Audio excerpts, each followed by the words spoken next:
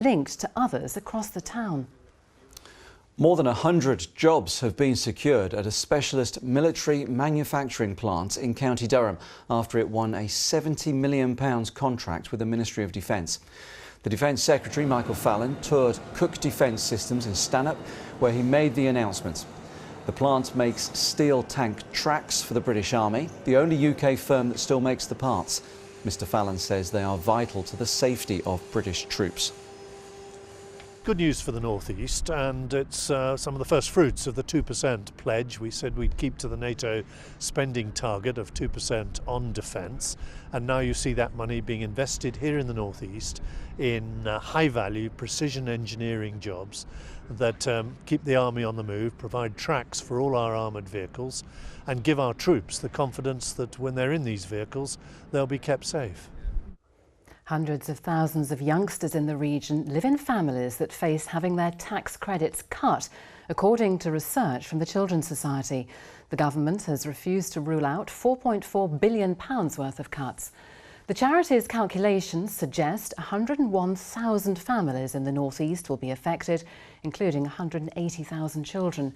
And in North Yorkshire, nearly 20,000 families and 36,000 children could face cuts to their tax credits. The Treasury says the charity's research is out of date. Well, the Chancellor, George Osborne, will deliver his autumn statement next week and is expected to give more details on his revised plans for tax credits. If you think you'll be affected by changes to the system, we'd like to hear from you. We're interested in telling your stories on the programme. Do email us at pamadian@itv.com.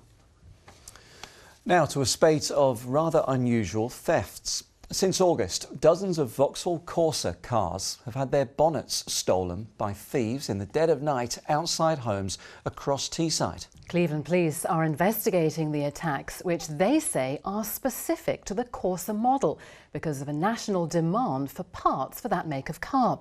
It follows similar thefts in other parts of the country, as Rachel Bullock reports.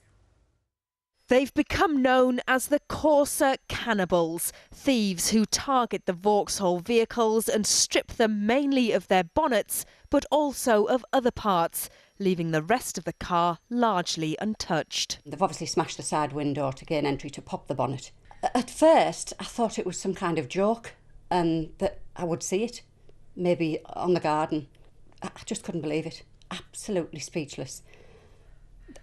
This is what Christine Potton woke to on Monday morning, her red Corsa minus its bonnet. She suffers with Addison's disease, a condition which leaves her with very little energy. I tire a lot more easily than anyone else. So to get anywhere, I do need the car. Obviously, I need to get to the doctors to have regular checks. The car is vital for your independence then? Yes, that's exactly right. I was extremely upset. I held myself quite a little bit until I'd finished speaking to the police, and then I just broke down in my son's arms and I just cried and cried and cried. But Mrs Potton is far from alone. Since August, Cleveland Police have received 25 reports of Corsa parts being stolen overnight. And it's not just their bonnets that have gone missing, but also bumpers, number plates, headlights and even fog lights. Why are they doing this? It seems to be a bit of a market for these types of items, particularly bonnets and front bumpers of the vehicles seem to be targeted. I'm aware of inquiries in Bedfordshire Police, and I know it is a bit more national than that as well, and other forces are looking into similar concerns. Advice I would give is park your vehicle in a well-lit area. Personal CCTV now is quite accessible, and particularly being vigilant and reporting anything suspicious. Mrs Potton has now installed CCTV. Her car is still being repaired. But this theft has had a big impact on her life. I was sleeping obviously with the light on. Makes you feel violated. I know that they didn't come into the house, but obviously they've still been on my property. They've still taken something that actually belongs to me, that I've gone out and worked for. Anyone with information is urged to contact police. Rachel Bullock, ITV News, Teesside. And Vauxhall, which manufactures Corsas, told us tonight there are no security or design issues with our best-selling Corsa. This, they say, is wanton vandalism. If a thief is determined enough, they can steal parts from any make of car. Junior doctors in the North East will go on strike in December as the dispute with the government over their new contract continues. Nationally, they voted overwhelmingly in favour, with 98% agreeing to walk out. 99% were in favour of taking industrial action other than striking. The ballot produced a 76% turnout. The government offered an 11% rise in basic pay, but the doctors who have protested against the contract in recent weeks say the new deal means they'll be working longer, unsociable hours, including weekends, for less pay, and they say it will put patient safety in question. Well, we're joined in the studio by a junior doctor from Sunderland Royal Hospital, Dr Sandip Nandra, and from Westminster by the Conservative MP for Berwick-upon-Tweed, Anne-Marie Trevelyan. And if I can start with you, Anne-Marie Trevelyan, a lot of people will be very concerned about the prospect of this strike, and many will blame the government for getting us into this situation. Well, I think this has been a discussion and a dispute that's been going on for a couple of years, and I think it's very frustrating for everyone that there hasn't been the opportunity to reach an agreement without the BMA taking the junior doctors to a strike situation. I hope very much that in the next week there can be discussions which will find a solution so that the strike won't be necessary. And Dr Sandip Nandra, despite your concerns about the contracts, how can you justify going on strike? Look, a strike decision isn't something we've taken lightly. This isn't something that we've taken on a whim. We're passionate about the NHS and patients. Now, we have the backing of a consultant, so we have the backing of those other members of the healthcare team who will support us through a strike action should we get that far come December. How concerned are you about the disruption for patients? I'm very concerned. This isn't what we want for our patients. We don't want them to suffer. We don't want cancellation of elective surgery. But that will happen. That potentially could happen. Now, as I said, our consultant body is supporting us through this, so there will be as minimal disruption, certainly to emergency care, that we can offer within the hospitals in the North East. Anne-Marie Trevelyan, this situation will have caused a lot of people to lose confidence in the government, and in particular with the Health Secretary Jeremy Hunt. How can you try and get that confidence back? Well, I think, the reality is that we need to understand what we're doing here.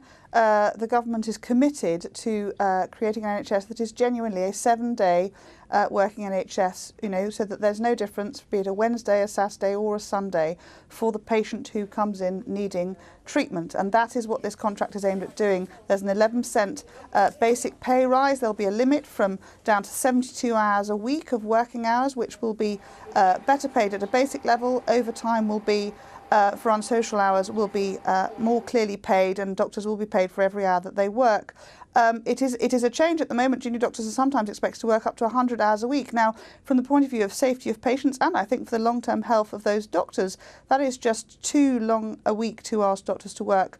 So this is a big change in the way that the framework will look, and Jeremy Hunt has been working tirelessly to try and find a way forwards with the junior doctors and the BMA to make sure that this new framework, this 7-day NHS that actually works for everyone, will come into place. Dr Nandra, you're shaking your head there. I completely disagree. What Jeremy Hunt is asking is essentially a football match with no referee, and he takes the ball home when he's decided he's won. And I think what we're asking for is a true, open and fair negotiation. We've asked for the body of ACAS to get involved to try and coordinate a structured negotiation between both parties. We want to move forward. We want to avoid a strike action. And 30,000 junior doctors, particularly who voted, cannot in the ballot cannot all be wrong. We're all educated, well-meaning, not militant doctors who want the best for our patients. So what could it take to get you back around the negotiating table? Removal of all the impositions and all the prerequisites that he stated, and an open, fair discussion that's fair for patients, fair for doctors, and more importantly, fair for everybody in the North East. And in a nutshell, Anne-Marie Trevelyan, how much leeway has the government got to offer on this? Well, I hope very much that everyone will get round the table. It's been a very frustrating and broken discussion over the last few months. I hope if ACAS is the way forwards to find a solution that works for all parties and makes sure that we can get a 7-day NHS that really works for patients who need their care when they're ill, then that's got to be the right solution. Anne-Marie Trevelyan and Dr Nandip, thank you very much indeed. Thank you. Plenty more political discussion to come on ITV Tyne Tees this evening. On tonight's Around the House programme, our MPs say they are open to the idea of military strikes in Syria following Friday's terrorist attacks in Paris, with the Prime Minister suggesting there could be a vote in Parliament on bombing so-called Islamic State targets. Labour's Tom Blenkinsop told our political correspondent Paul Brand he would even consider acting without the backing of the UN. I think in relation to Daesh ISIS, they have clearly declared war upon the West, and I include NATO allies in that. And if we are to be a proper NATO ally to our French allies, I think we have to seriously look at this. However, not jump in with both feet without looking at the consequences, what our exit strategy would be and what goals we wish to attain. And you can see the full debate on Around the House tonight at 10:45 here on ITV. On ITV at 7:30, the Tonight programme looks at some of the implications for many of us following events in Paris. To tell us more, here's Julie Etchingham. Coming up on Tonight, I'm in Paris talking to survivors of last week's brutal attacks and to security experts on why terrorists have struck the same city twice. And we ask how we can combat the threat of further attacks in Europe by so-called Islamic State. That's after Paris. Can we be safe? Tonight at 7:30. Now, flood warnings remain in place in parts of the region after the latest heavy rain. This morning, the River Ure in Boroughbridge had burst its banks. The Environment Agency says levels are dropping in many places. At a nearby caravan park, customers have been moved to higher ground as part of the site has flooded in recent weeks. About 3 weeks ago, we had the first warning from the Environment Agency that we were going to flood. We have an evacuation plan in order. We evacuated all our customers either to higher ground or to different sites. We then prepared for our flood coming in. We removed all our fire extinguishers, all our life buoys, and then we just take it from there as to make sure that people are safe. A derelict sports centre in Newcastle was gutted by a large fire last night. Pictures from eyewitnesses show the scale of the blaze at Wallsend Sports Centre. There are reports the roof came off completely. 40 firefighters spent hours controlling the flames. Now, thousands of people are gathering in Newcastle for tonight's Christmas lights switch on. Ross is there for us. Ross, how's it looking? It's looking really good. The crowds, as you say, are gathering thousands and thousands of people here. Harley's off getting ready for his big moment. We even have Santa here, so it's really going down. Now, as I say, don't worry if you couldn't make it yourself. We will be here in just a few minutes for the live light switch on. Join us for that. We will do. We're counting down to that, and there's still plenty of time for you to see other Christmas light switch ons in our region. Head to itv.com/Tyne Tees for our full guide to what's going on. Now, the mother of a York student who drowned in the River Ouse has collected a posthumous degree in her daughter's name. Megan Roberts never lived to complete her studies after the accident nearly 2 years ago when she stumbled into the river after a night out.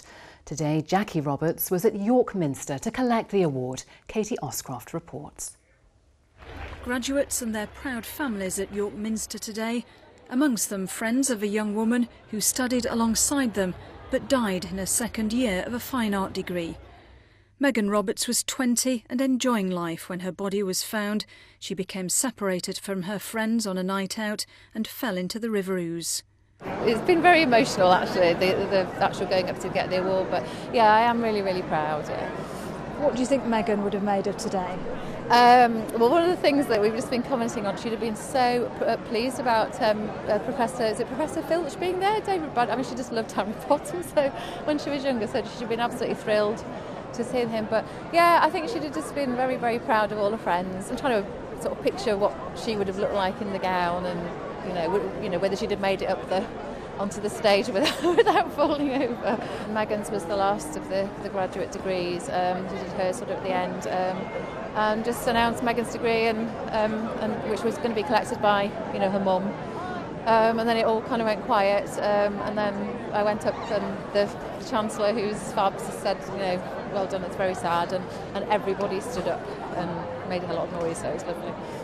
Jackie Roberts has successfully campaigned for better safety alongside the river since her daughter's death. Megan's accident, she believes, could have happened to anyone. It's been a day here for proud families as graduates put their studies behind them and look forwards to the future. For everyone close to Megan Roberts, it's been another milestone they've had to mark without her. Katie Oscroft, ITV News, York. Now, in an emotional episode of Emmerdale tonight, fans will see the soap's resident vicar diagnosed with the early onset of vascular dementia. After an earlier accident and months of forgetfulness, Ashley Thomas breaks down in despair, knowing his future is going to be bleak. The part is played by actor John Middleton, who's from Whitley Bay. He's been working closely with the Alzheimer's Society on how best to portray some of the more difficult scenes in Ashley's dementia journey. Gaynor Barnes reports. I suppose I'd lose my train of thought sometimes, forget why I'd come into a room, the usual things that come with age. But the news is something Vicar Ashley Thomas has feared for some time. My concern is that your symptoms are unrelated to your accident. Looking at your age and test score, there's a chance that it could be the early onset of dementia. The final diagnosis for Ashley is one chapter closing and another chapter opening. Within the story, Ashley has developed a strategy to try and hide it from people, which is a very, very common thing that people do. So he has his notebook, which he writes everything down in. That's his memory, and he completely relies on that. So if he loses it, which happens, he's lost. He's completely lost. In this country alone, 850,000 people are living with a form of dementia. It's estimated nearly 150,000 of these have vascular dementia, which is caused by problems with blood supply to the brain. I've got dementia. The last time I checked, there is no cure. I can barely admit it to myself.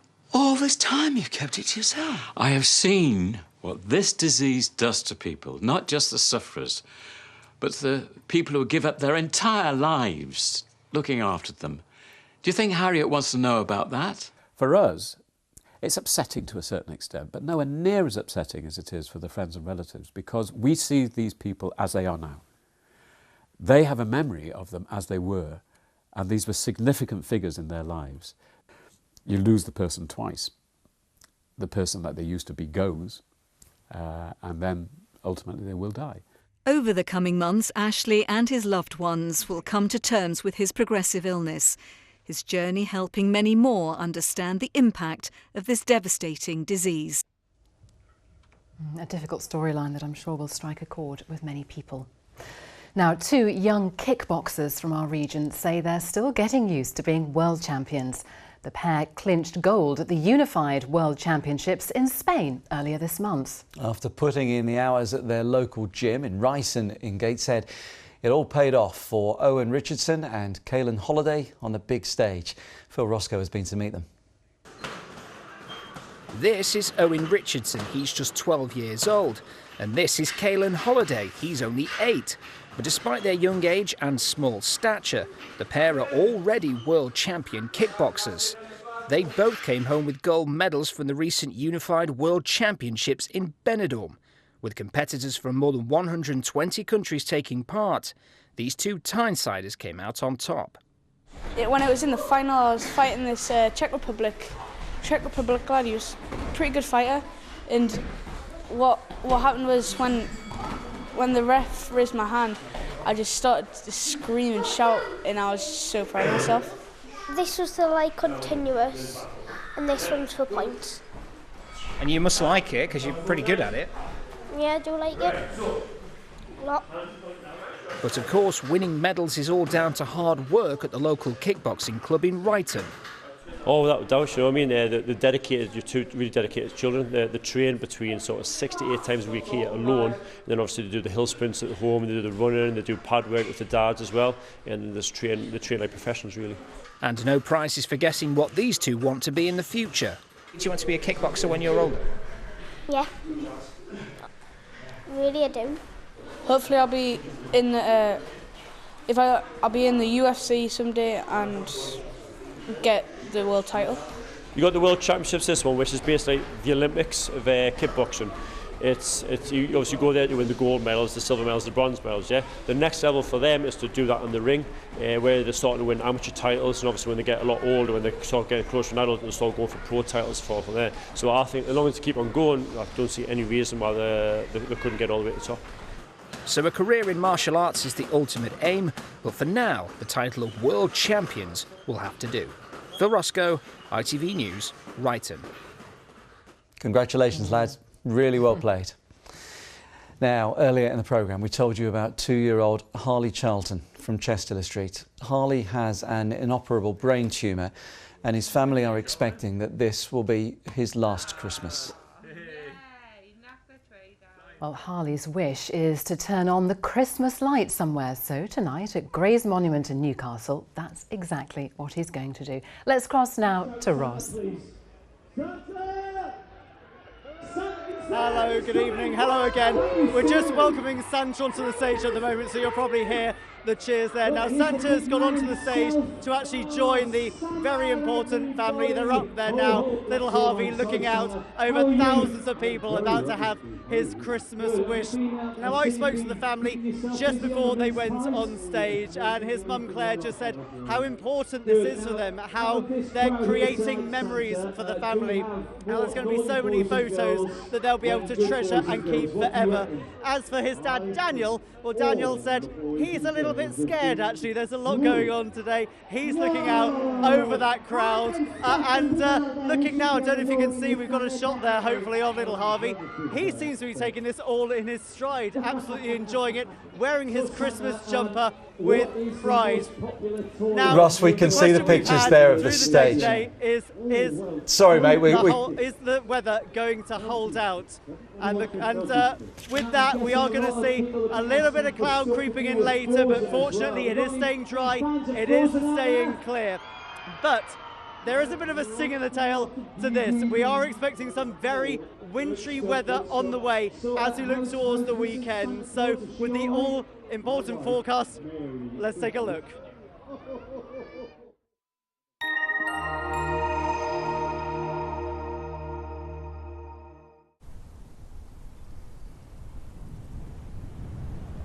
It's always sunny somewhere. Thomson sponsors ITV Tyne's weather.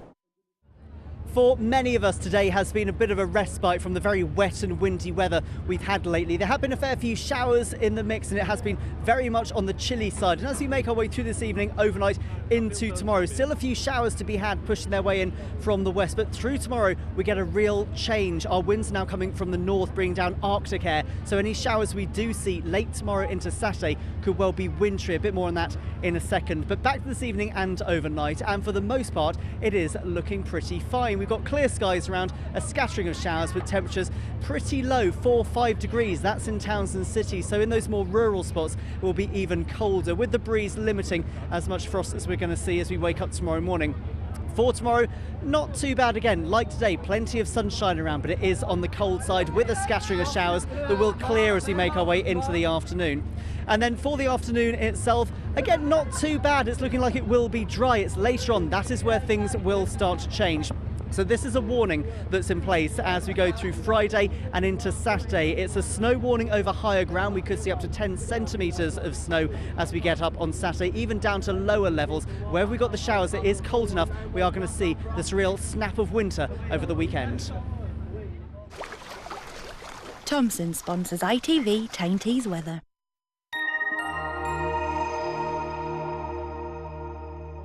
Right, that's the weather, but that's not important tonight. The Christmas lights is what we want to know about. I was interrupting Ross earlier, but we can go back to him now. Ross, take it away. We're 10 seconds away from the countdown, guys. Are you ready for this? Hi there, yeah, we've just been told this is going to be the loudest countdown they've ever done. They're about to switch those lights on. Let's start the countdown. 9, 8, 7, 6, 5, 4, 3, 2, 1, it's Christmas! Merry Christmas, everybody! Thank you so much for coming! Christmas has arrived at Newcastle's team! And that's it from us this evening. So we do we hope you've enjoyed the programme. Well played, Harley. Good night. Have a fantastic evening.